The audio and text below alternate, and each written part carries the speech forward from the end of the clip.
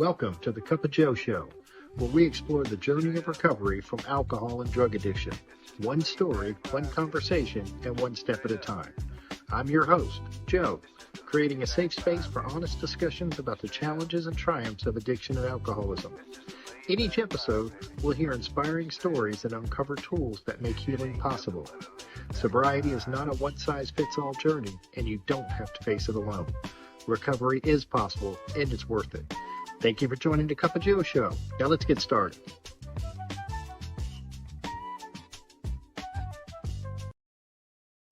Hey, everybody. Welcome back to the Cup of Joe Show. I'm your host, of course, Joe. And today I've got a real treat for you. We're joined by Bob T., who's been living one day at a time since his sobriety date on Groundhog Day, February 2nd, 1984. At 74 years young, Bob's a retired carpenter and general contractor, a lifelong outdoorsman, and an all-around amazing guy. He's married, has 4 dogs, a cat, and I know he has some chickens because recently he had a brand new coop delivered to his place in Big Sky Country. From hunting and fishing to building and healing, Bob's story is packed with transformation, grit, and heart. So grab a cup of coffee, relax, and let's get into it. How you doing today, Bob? I'm great, Joe. And yourself? I'm doing well. Thank you so much for joining me. So tell me, what was it like growing up, Bob? Well, I grew up in a small, what had been a farming community, and it became a steel town ultimately back in Pennsylvania. Good home, good parents, good everything. It was a nice way to grow up. Canals and rivers and creeks and lots of stuff to do. It was a very good life. Now, were you a Steelers fan, Bob? I have to ask that. Let me tell you the funny thing. I grew up near Philadelphia, and I am a die-in-the-wool Steelers fan. Are you? Couldn't stand the Eagles. I knew we would get along. I knew it. Sorry. I'm sorry, Bob. I didn't know. I should have worn a jersey. I heard, when I hear Steel and Pennsylvania, I have to ask the question. So I apologize, folks. We can move on. So, now what was the area you said you grew up in? It was outside of Philadelphia? Northeast of Philadelphia, right on the Delaware River. In my whole hometown, all of us were born over in New Jersey because that was the closest hospital then.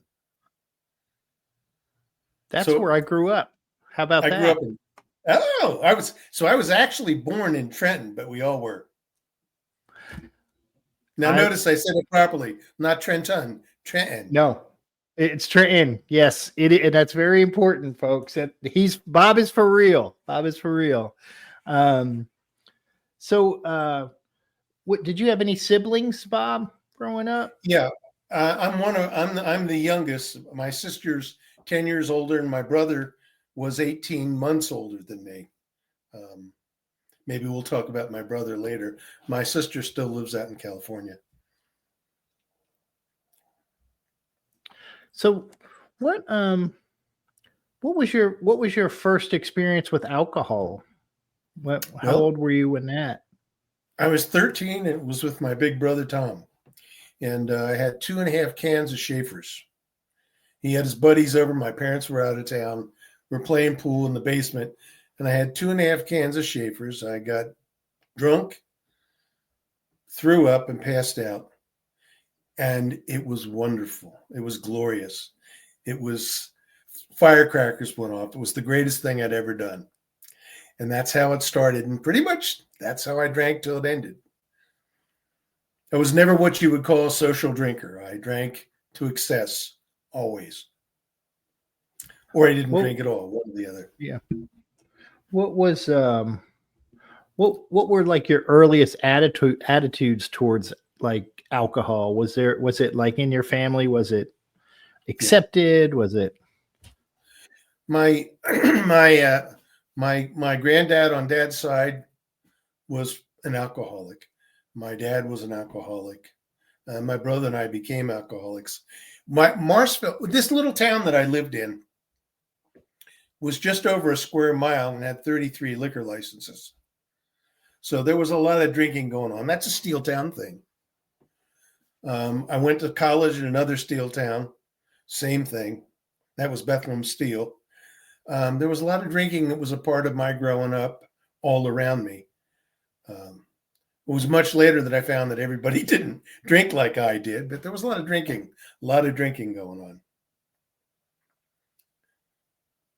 Were there consequences? Did you have many consequences early on, or were there any signs that it might be an issue? Mean in terms of my dad or me? Either or, like, you know. I mean, my dad was, let's just say he was one of us. He was angry. He was agitated. He was immature. One old great aunt said once, well, your dad's just an immature boy. And his meanness and stuff, I became very efficient at. I think I became much worse than him, ultimately, in all honesty. Dad was raised the way he was raised and lived life the way that he lived it. And I had a lot of choices, but I ended up being the same guy. I was caustic. I was depressed. I was anxious. I was one of those kids. Later found out that I was dyslexic. I thought perhaps I was stupid. But that kind of thing all feeds into it. It all created a lot of insecurity. And so I would kind of act out in that arrogant way that we do to make up for what's missing in our hearts. What were some of the ways you acted out, if you don't mind me asking? I mean, if it's Well, my nickname was Popoff. I just had something I didn't learn about till maybe 12 years in sobriety. I would just fly into these rages. I mean, just rages. And it was really unpredictable behavior. I was easily, I'm trying to think of the right way of putting it, between insecurity and some inabilities. I was kind of always on edge. I always felt less than. I don't think my relationship with my father helped it, but I'm blaming him for nothing. I mean, he came through what he came through. It's just the way that I reacted to life. And I really remained that way until I got sober at 33 years old.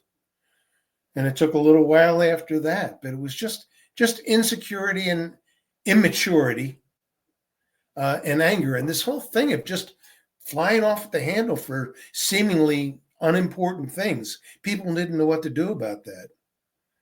You know, and that awful thing of, you know, you're in a family relationship where you're not staying current and you're building resentments and you're keeping score, and all of a sudden I would blow up at something that was insignificant, but it was what had taken me to that point. That's the way it went. And all the while trying to be perfect. If you can imagine such a thing. I actually can. So you ended up getting sober in your 30s. What was the turning point? How did that come to be? Quite honestly, I didn't get sober at the worst point in my life. I mean, they had much lower points in my life. I graduated from college by the skin of my teeth and wasted a really good opportunity. I stayed drunk and stoned for college. And it's really a shame. But again, the same anxiety. I ended up in a private school with a lot of wealthy people. What could make it worse for me? They'd all come from private schools, and I'd been to this itty bitty public school, and, you know, I couldn't dress like them. I certainly didn't have a car. I mean, I followed my brother into that school, I had a big, handsome, bright, good big brother to follow, and I followed him in.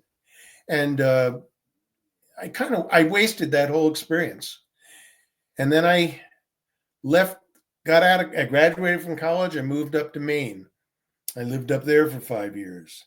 Then I moved down to New Jersey. I lived there for 5 years. So when I was 29 years old, I moved out to California. Now, when it all adds up, I've lived in 6 states. And this is the first state that I've moved to sober. So I was a runner.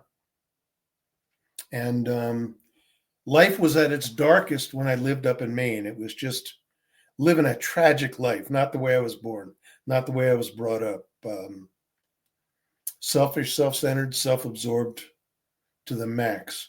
I thought continually only of me. And you leave a lot of wreckage doing that. A lot of wreckage doing that. And I moved out to California. Believe it or not, I'd gotten accepted in law school. So I came out to California, and it was just, I was racing. I was following my big brother. And he was a lawyer, by the way.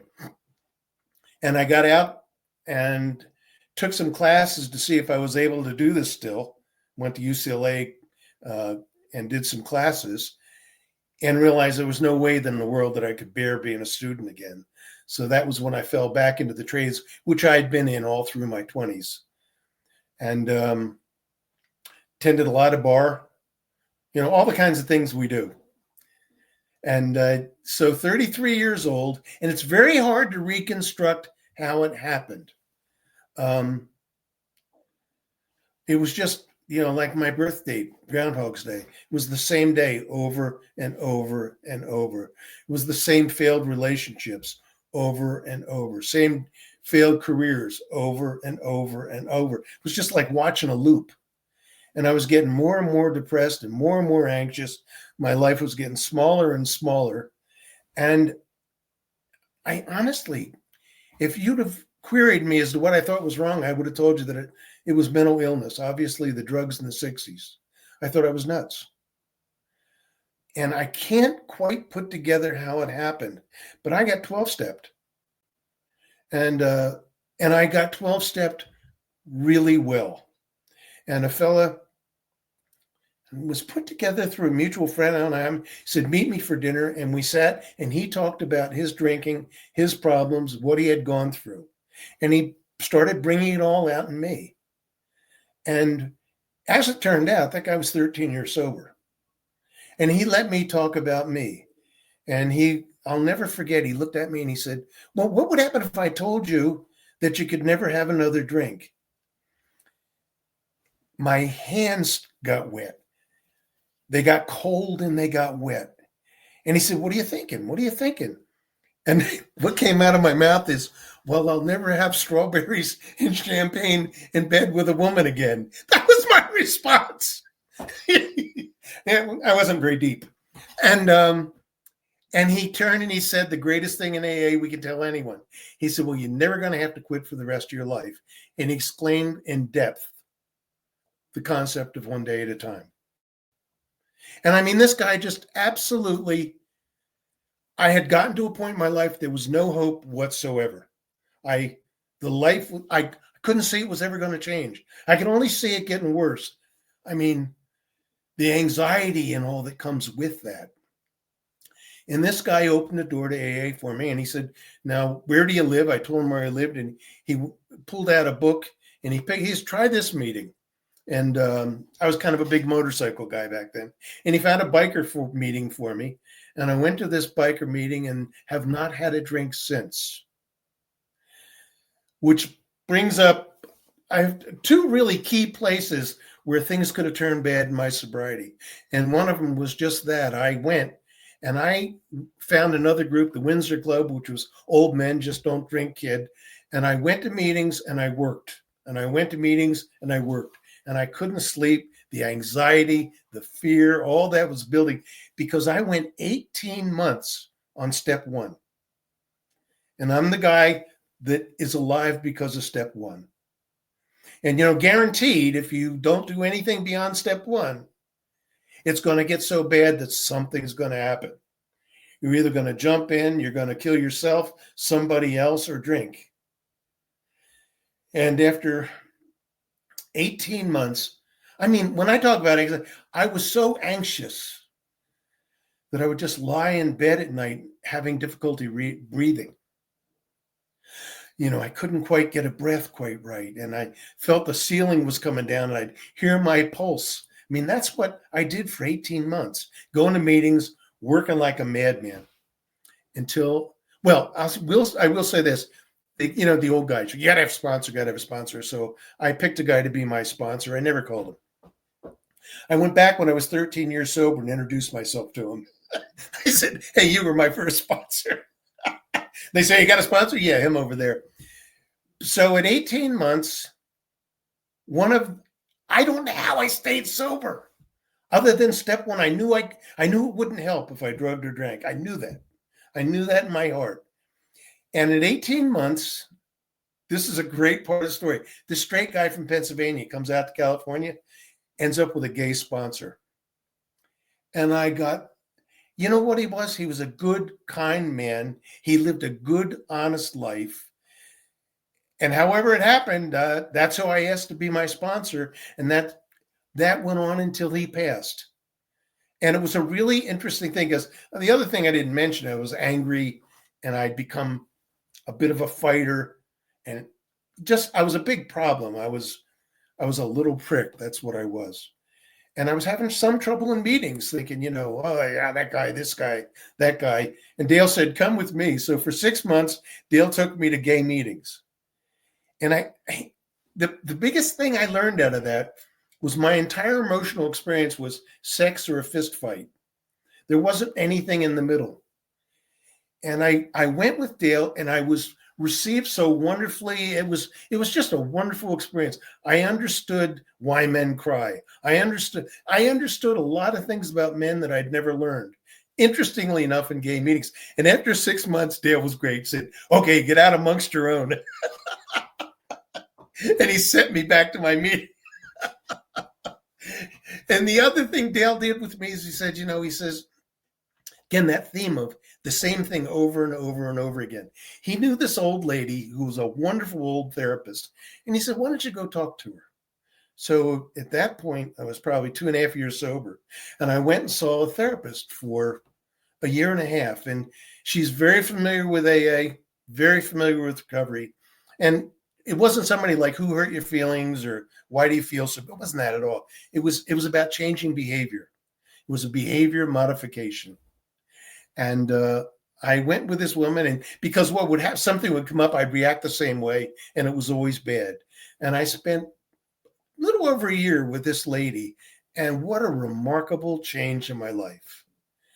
And that was my start in AA. And I got a real good base, real good foundation for AA, and in AA. And that went on. And then by now I've started my business. My business is going great. Things are really starting to work. And Dale died when I was 6 years sober. And that's when all the gay kids were dying of AIDS. And when Dale died, I had an interesting reaction. I was angry. And this was the second most important part of my sobriety. Was I got angry. I quit calling the people I called. I quit going to the meetings I went to. I quit my morning meditation. I quit my prayer. I just started drifting again, which was the note of my life. I was a drifter.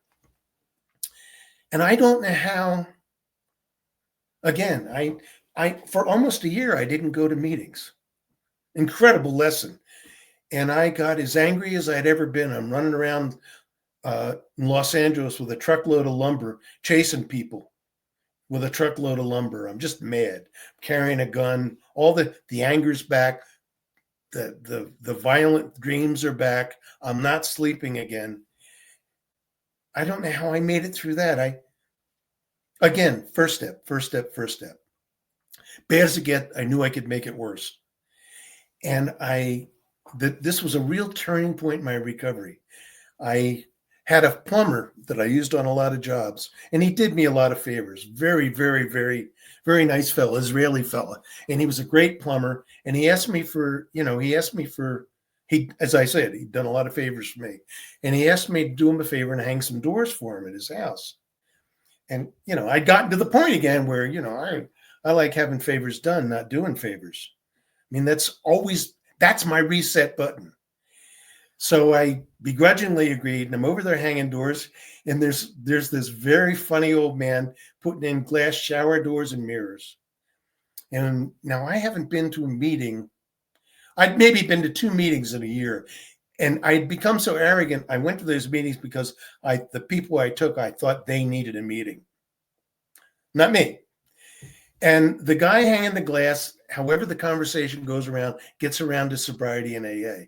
And of course I say, oh, well, I'm in AA too. Not very much. I'm in AA too. And Rod at the time, became my second sponsor, Rod. And he said, well, why don't you come to meetings with me? Well, now I'm trapped. And that returning of favors saved my life. And I went to meetings with Rod, and it was with this wonderful old group of wonderful people. It was called the Riverside Speaker Meeting. And I started to learn how to live with these wonderful, kind people. And Rod was my sponsor for 18 years until he passed.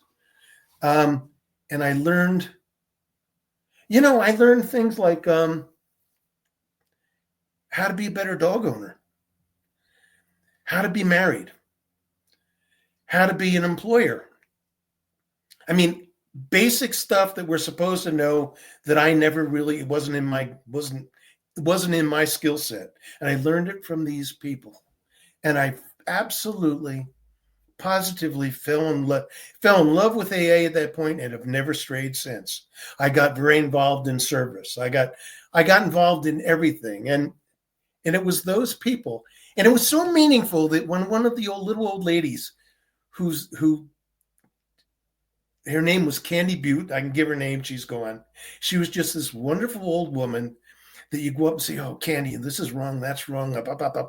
She'd say, oh, honey. Alabama was her sponsor. Alabama was Candy's sponsor. She'd say, oh, honey, go and make a gratitude list. And she was absolutely right. And I've started a habit that I've continued to this day. Make a gratitude list. And I've gone on and on and on. I'm sorry. But it was absolutely wonderful. When she died, I hadn't seen any of them for probably a dozen years. And I went back and they had a memorial for her. We think she was over 100. She'd never tell us. And I sat, and people get up and talk about her. And I sat and I sobbed for an hour. I simply, I wasn't sad. It was time for her to go and all that stuff. Sitting in that room with the remnants of that meeting and memories of that wonderful woman, I realized what they had done for me. It was the most significant part of my recovery. It wasn't don't drink, kid. It was change. It was grow. It was love other people. It was be of service. It was all the things that have become important in my life. And I found, and I just, they wanted me to speak. I couldn't. All I could do was sit and sob in my 3-piece suit. But it was just that kind of an experience. They were the people that showed up when my brother Tommy died. My brother Tommy died of Ivor disease, and he was the most important person in my life, my whole life. And my mom and dad came out, my sister, and they said, can you speak on our behalf? We can't really do it. And I never told those old people where it was or anything else because it was a good distance away, too far for them. And I remember sitting there and getting up to speak about my brother. And I kept saying, I couldn't go 15 minutes without crying. That was crying out of sadness. And I got up to the podium and I looked, and on the back wall, there they were, all of them. All of them. No better expression of love. No greater fellowship in the world. There they were. So that was my falling in love with AA. And I've moved around, I've done things, but I haven't varied since. And I'm sorry, it's time for you to talk. No, I don't need to talk, Bob. You, other than give you a little break. Thank you for sharing that. And it really, the fellowship is amazing. I've had some experiences with, the guys and gals. They just show up. And it's one of the most beautiful things. It's something that I think if anybody's listening out there and are wondering, would I belong? And it's like, boy, would you, there's no better place, like you said, Bob, than in You know, recovery in the for middle sure. of that, one of the things a lot of guys I've been worked with have been concerned about is their families and how maybe they're not accepting of it. My family was not. Even though in the course of it, we lost my brother and my father, the way he behaved and all that stuff. But when I got married, I was 47 years old, and I have a wonderful wife. I married up. And we went off and got married. Then we came back and we had a big party. And in my backyard, invited my folks out from Pennsylvania and everybody. But in the backyard was 30 members of Alcoholics Anonymous. Candy Butte, who I introduced to my mom as, Mom, this is my West Coast mom, Candy Butte. They treated my parents like they were their parents. They treated them so well. And Mom and Dad were there for the whole day with this group of people. My father wanted nothing to do with AA. Too many stories to tell you about it. He just thought it was all bullshit. At the end of the day, my sort of angry old father shows up and everybody's gone home with tears running down his face, said, I've never had friends like this. Never. I've certainly never had this many friends. Whatever you're doing, keep doing it. Keep doing it. They go back to Pennsylvania. 2 weeks later, I get a call from a guy in Philadelphia. Your mom said I should call you. I have a drinking problem. And that's what this fellowship brings to our lives. It's remarkable. It is. It is. So tell me, so you mentioned gratitude lists. So tell me what a gratitude list means to you and how do you use it and that kind of. Well, the very first one at Dale, my first sponsor, was the one that said, go home, make your gratitude. I couldn't sleep. And he's the one that also said, ask God to help you sleep. I did and got a good night's sleep. So I knew that worked. And he said, you know what, because you're always worried about what you don't have and you're living in the future and you're scared to death. He said, go home and make a gratitude list. And I want you to do it every day for 3 weeks. And the first night, I really had difficulty getting anything on paper. Now, I was living a good life, but I had difficulty getting anything on paper. By the end of the week, I was cutting it short to go to sleep. And I was sleeping. And the anxiety was gone. And I've continued to do that. When I am might be some old Celtic tradition, but I tend to depression. And now I see it coming. And what do? I do a gratitude list. And I talk about the blessings of my life. And I look at my dogs and I look at my life. And I look where I live. And I look at my friends. And the list goes on and on and on. I mean, God, I have matching tires on my car. When was that true? And these things, it just grows. And you really, with that sense of attitude, you cannot stay depressed. You just can't. You can't feel sorry for yourself. You just feel overwhelming goodness. And I relied on it. This many years later, I'm still doing it. So what are some of the best thing that's happened to you? I know your marriage, obviously, with your parents, you talked about some of that. Has there been other things that you would share? Well, what do I say? I've stayed very involved I got to talk about Victor. I stayed very, very involved in being of service. For example, my buddy and Victor and I, we like to cook. And Victor, he cooks large. So we cooked for all the roundups. We all volunteer. We cooked. I mean, I have a giant smoker barbecue on a trailer that I built. And he's got a giant 4x8 wood grill that we use. And we would just feed hundreds and hundreds of people. And his whole idea was, this is what we can do. This is what we do in AA. And if people got married, didn't have much, we'd show up and we'd cook. We'd raise money for central office. And we really, really enjoyed it. And one day, I had been shown, we wanted to build up a Saturday meeting. So I told him I'll be there and I'll cook pancakes. So I would cook pancakes for the women's meeting on one side, the men's on the other. And then at some point or other, after, show up, set up, cook, clean up, go home, somebody came up and said, it'd really be nicer if you bought bacon. And I looked at him and I had all the wrong reaction. And I looked at him and I said, bacon, huh? Why don't you make it? And I packed my stuff up and I said to Victor, I'm done. I'm not doing this anymore. I've had it. They're every time you cook, they come up and tell you how you could do it better and this and that, this and that. And Victor looked at my buddy Victor. He looked at me in there, straight square in the eye, and says, "There is nothing I could ever do to repay AA for the life that I've been given. Nothing." And he said, "Now I'm here to support AA." He says, "There's assholes everywhere. Ignore them. Don't forget why we're here." And Victor absolutely caught me right square in the eyes. And that was, what a big change. Somebody in a meeting talked about, I didn't like the guy either. I didn't even like him. But what he would do is he'd take shopping carts back, and he felt very good about it. Another great lesson. And I like him or don't like him. It sounds like a good idea. I start taking my cart back. And every time I take my cart back, I feel like I'm doing something right. I feel a little better. Silly as it sounds to you, it was important to me. And I would take my cart back. I see an old lady. I said, "Let me get that for you." Somebody left a cart, and I'd take 3 carts back. I'd take 4 carts. And I'm feeling better and better and better. And it got to be something that just worked for me. And I'm sitting in my truck, and I'm looking across the parking lot, and I see a guy leave his cart and get in his truck and drive away. And I said, "Look at that son of a bitch. I'm going to take his cart." And I'd completely forgotten why I take my carts back. And it was a huge lesson. It's got nothing to do with anybody else. I take them back because it works. But I did catch myself. But then, it's been this wonderful life. I have a wife I absolutely adore. And I'm a good husband now.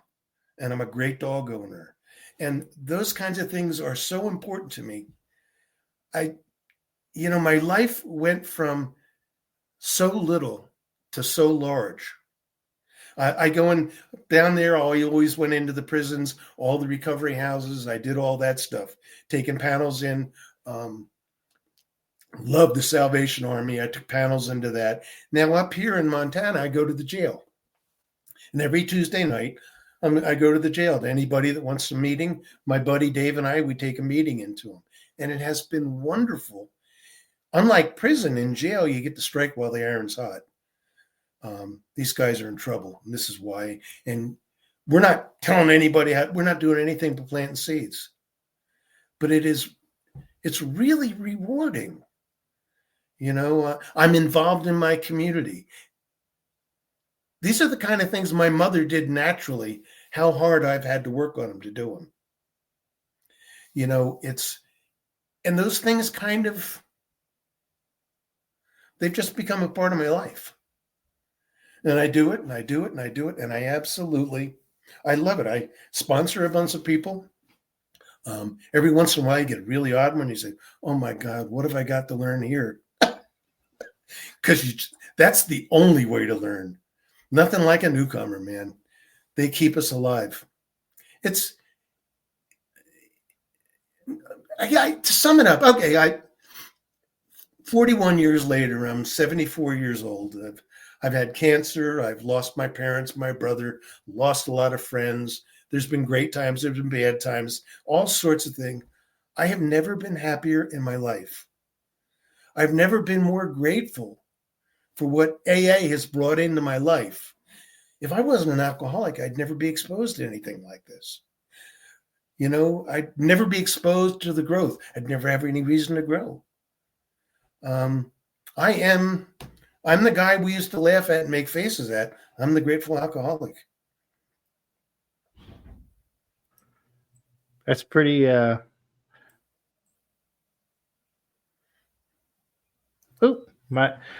sometimes I forget that the little stuff, Bob, like you mentioned the carts. I remember being, when they were talking about service early on, I was like, wait, you want me to do something for someone, but not get anything in return? Like this, I don't know if I like this, philosophy of yours. I had a shirt growing up that said, "'Tis better to receive than to give." But then, it was explained to me, and I love the shopping cart because my old sponsor would say, hold the door for somebody. This doesn't have to be a grand gesture. just do something, and every time I would call him with all of my problems, I'd dump all my stuff on him, and the words out of his mouth were always the same. Joe, what have you done for someone else lately? And I was like, what does that have to do with how evil people are? Yeah, yeah, yeah. But so what's a typical day for you now, Bob? Like what, how's your day in recovery go? Well, I mean, I've got 2 meetings here in town. We broke off 2 meetings in town. I live in a very small town. It's 2,000 people here, and we have a lot of potential people for for AA. And we started 2 meetings, and it got, it was like 5 and 6 people, and that idea of you build the fellowship that you crave. And so we printed up some sheets with really just our what we read at the opening of meetings, which defines AA, and I did one for Al-Anon as well. And I went around to the doctors, to the judges, and to the local clergy, and I passed these things out and made them aware of the fact, look, we have 2 meetings here in town. Everybody's welcome. If you see somebody that we might have something to offer them, please send them our way. We're up to 14 people. I mean, it's a big change in this little meeting. And then I have Helen right nearby, and I go in for all of their roundups. I have meetings that I go to. Every year we have a corrections. Boy, oh boy, if there's any message I can get out there, we have a corrections group that gets together, and they bring in all the police and the corrections officers and probation officers, all AA based, a bunch of us. We bring in speakers. And the biggest thing I learned out of that is it's nice that if you go in and talk to them, but you need to be available when they get out. It's when people like us get out and they actually just put you out on the street. You've served your time and you're out on the street and you have no money, you have nowhere to live. That follow-up is the singular most important thing we can help other alcoholics with. Because naturally they're going to get out. They've been where they've been, and it's not been good, and they can't see any hope, and they're gonna relapse. They're gonna relapse.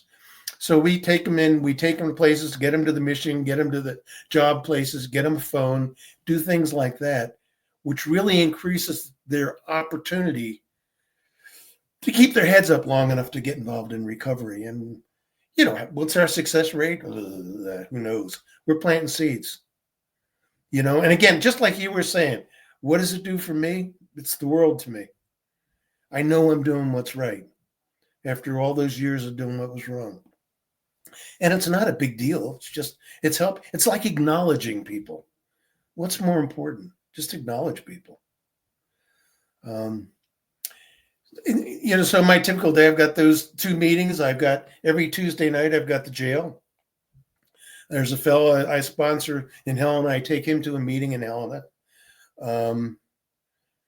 That's pretty much that and phone calls. I've got a bunch of guys I sponsor. I still get a lot of calls from California, and it just keeps me on track. I have my own sponsor that I call. By the way, when my second sponsor died, I made sure I got another sponsor right away.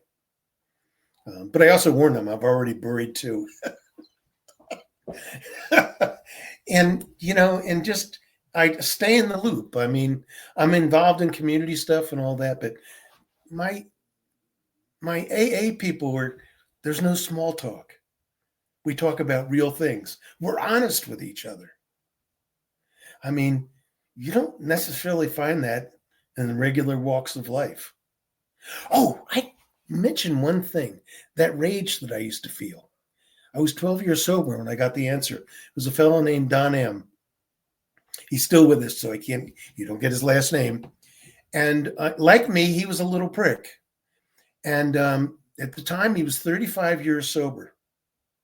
And what he was an anomaly in these big open meetings. He told the truth. He didn't care how it looked. he told the truth. And he talked about his temper and he talked about his rage. And I experienced rage. And I said, hey, can we get together and talk about this? And we did. And it became absolutely apparent my rage was based on my fear. You scare me, I get angry.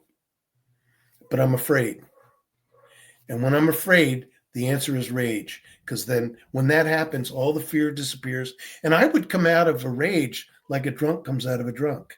It's like, what happened? And he talked about the fear that started this whole thing. And we spent a lot of time talking about it. And it was the greatest change in my behavior and my anger that I could have ever experienced. It was because one man was brave enough to stand up in front of 60 guys and tell the truth. And that's what he did. And I always go towards those people that don't try and look good in AA, but they tell the truth. That's a big deal. That's a big deal. I'm glad you brought up fear. I was talking about fear last night and how I can get so full of fear and it manifests itself in anger or for me, sarcasm or, all these things. So, do you have like other remedies for fear, Bob, that you, or things that you do in the moment that help? Go to prayer. I mean, God is sitting there for all of that. I maybe 4 years ago, I started reading Sermon on the Mount, and I'm still reading it. I don't know how many times I've read it, and for whatever, there's been an answer in there that's really, really, really helped me. It's helped me with my thinking. My thinking would generate so much fear. For a lot of years, my prayer was, God, help me with my thinking. Help me with my thinking. I would manifest things and they become so real. My blood pressure would come up. I'd be all angry and there was nothing going on. There was nobody there. It was just generated by me. And I kept asking, help me with my thinking, because it's not great thoughts. And one day I realized that God was helping me. He let me know it was wrong. Now, what do we have to do? We have to take action. And sometimes in the beginning, it was not uncommon for me to just say, shut up to my head, and it would change. It's kind of like a little child with a tantrum. You whack them on the bottom and it takes them out of the tantrum. And that's what I was doing to me. But I go to God. I do that nighttime stuff. I lie there every night. I'm petting Toby, my big brown boy. I'm petting my dog. And I try and meditate and get closer to God. And all of a sudden I wake up, it's another morning. And then I ask God to help me with my thoughts and deeds that day. Take me where you want me, put me who you want me with, and give me the words. And that's how I deal with fear. If I ask for that, I don't get so afraid about showing up at these places. It's not my responsibility. When I go to jail, I'm there to do what I think I'm tasked to do, which is find a God and serve him. And that concept of God has changed radically over 41 years.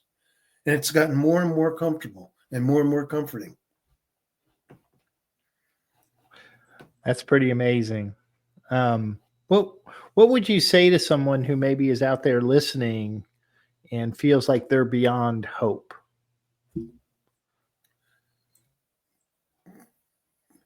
Beyond hope. I don't know. Trust us.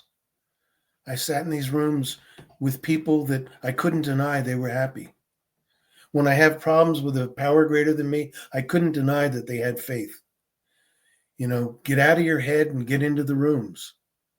And we need help. If we didn't need help, we wouldn't have these problems. If I had the answers, sitting in Huntsy's Pen Tavern with everything wrong, I'm out of money, family problems, girlfriend problems, job problems, starter went out on the truck.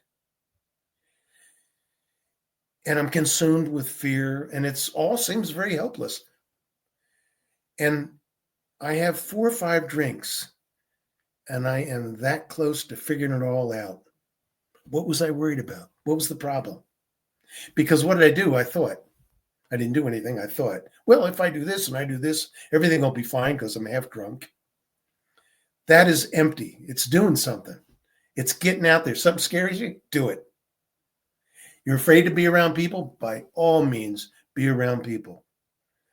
You know what I mean? It's if we stay in here, there is no hope. It's that same loop. If I could think my way out of those problems, I'd never been in AA. I'd never lived the life that I lived early on. But lo and behold, I did. I don't have the answers. I mean, I don't, we do, I believe that. But if you're around us long enough, you catch it. You know, you see it and you catch it. And that was after a few meetings, that was when the hope returned. The light at the end of the tunnel was no longer a train. It was a way out. And I know that's what worked for me. They had to show me. They couldn't tell me. Yeah. That's pretty amazing. What so what are you looking forward to now, Bob? I mean, you've got 41 years sober. What's Bob looking forward to? Tomorrow. You know, I'm going to have a good day today, and I'm looking forward to tomorrow. Yeah. I don't hide from days. I don't hide from hours. I live. And I'll live until I'm not alive anymore.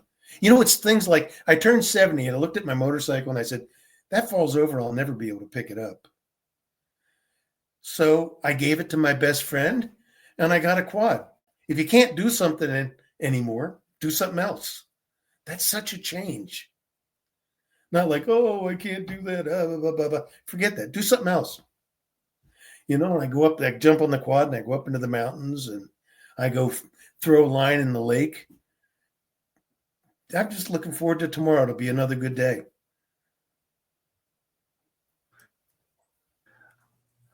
Well, is there anything that you wanted to talk about that we haven't? I don't know. Oh, God knows. You know, you do these things and you get done, you go, oh, I should have said this, should have said that. I don't know. You say what you say.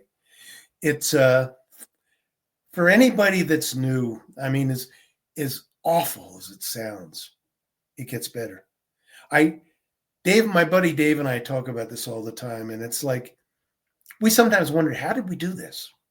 I mean, I see somebody like my brother who was more qualified for life than I was. And we lost him, and he didn't get it. And that same sponsor, Dale, I was 10 years over when Tommy died. And that same sponsor, Dale, I said to him one day, what do I do with my brother? Because I'm just watching him tear himself apart. His life is falling apart. And Dale said, do you love your brother? I said, James, well, make sure once a week you call your brother and you tell him you love him. I said, well, what if this and that? And he says, well, get yourself off the phone, but to make sure you call him before the week's out and tell him you love him. And I did that. And Dale died. But I did that. And when Tommy passed, there was I'd done all that I could do. But when Tommy passed, I looked at him and like we look at people that don't make it. And I knew there was no reason for his life to have gone that way. I only knew it because I experienced it. But he didn't get it. And you know, and it wasn't like survival's guilt. It was like gratitude. Didn't make it any less sad. But I was so grateful that I'd found a way out. You know, I was grateful for the people that helped me find my way out. And this going to jails and recoveries and all that stuff, it's also all about all the people that did that for me. I get a little bummed out that a lot of people that get, you know, long-term sobriety quit going to meetings. We're supposed to fill the shoes of the people. Number one, most importantly, our lives remain happy, they remain complete, and we do keep growing. Number two, we have a job to do what was done for us. You know, it's like, I think it's Bob C down in Round Beach. The only job we have is when somebody asks you to sponsor them, you say, I'd be honored. Our only job in AA is to help. We're never too busy. We're never too anything. Doesn't mean we can do it well, but if someone asks you, do it. And I wish more of the old timers hung around and did that stuff, and did the down and dirty stuff. Not just sit in a meeting and say, oh, I've got X number of years. How many days? How many days do you have? And I think that's our job. We become the people that helped us.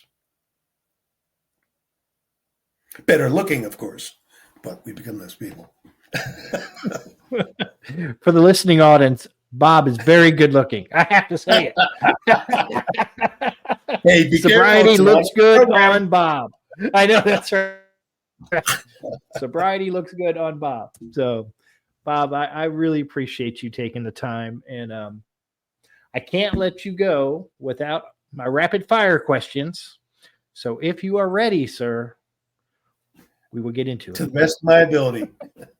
Okay. That's all we ask. That's all we ask. What is your favorite recovery slogan? My favorite slogan is one day at a time. What is your least favorite recovery slogan?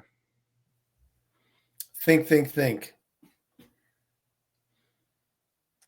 What do you think is your sobriety superpower? I don't think I have any superpower. Okay, if there's in terms of a successful sobriety, it's been gratitude. If you could carries say us one through thing, the tough times. Go ahead, Bob. No. Carries us through the tough times. Amen to that. If you could say one thing to your former self, what would it be?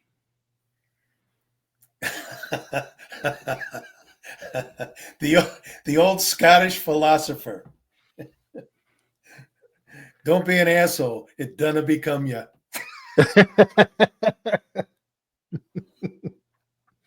All right. What song do you play to lift your spirits when you need a boost? There's one song, and I've asked my wife. I said when I'm dead, I want one song played, and it's "Spirit in the Sky," and I want it at full volume. Great song. That's a great song. If you could grant yourself one wish to help with your recovery, what would it be?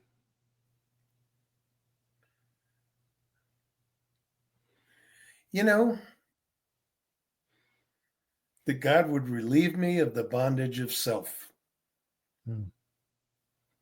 It's still a battle. Yeah. What step do you love the most? 12th step. Yeah. What step do you love the least? That's an interesting question. I don't think I disliked any of them. A couple of them scared me, but I didn't dislike them. The 4th step and the 9th step. Hey, the 9th step, you got to give that stuff back.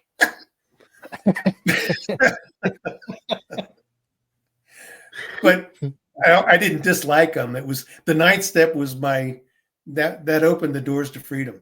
I was no longer a second-class citizen. Yeah. Well said, Bob. What is one of your favorite movies?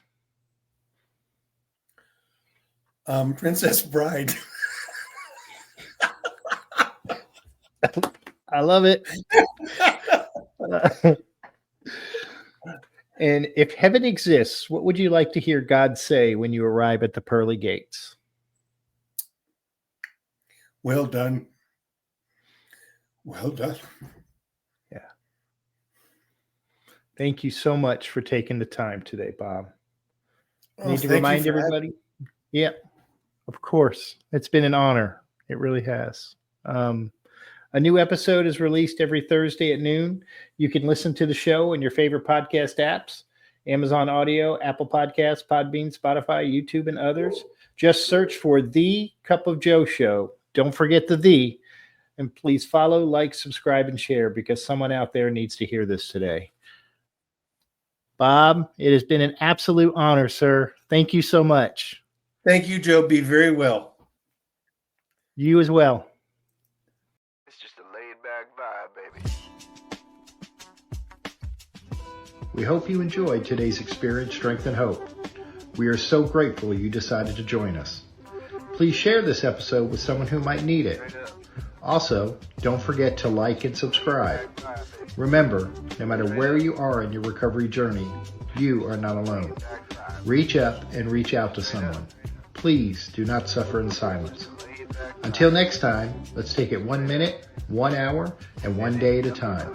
Thanks for listening to the Cup of Joe Show.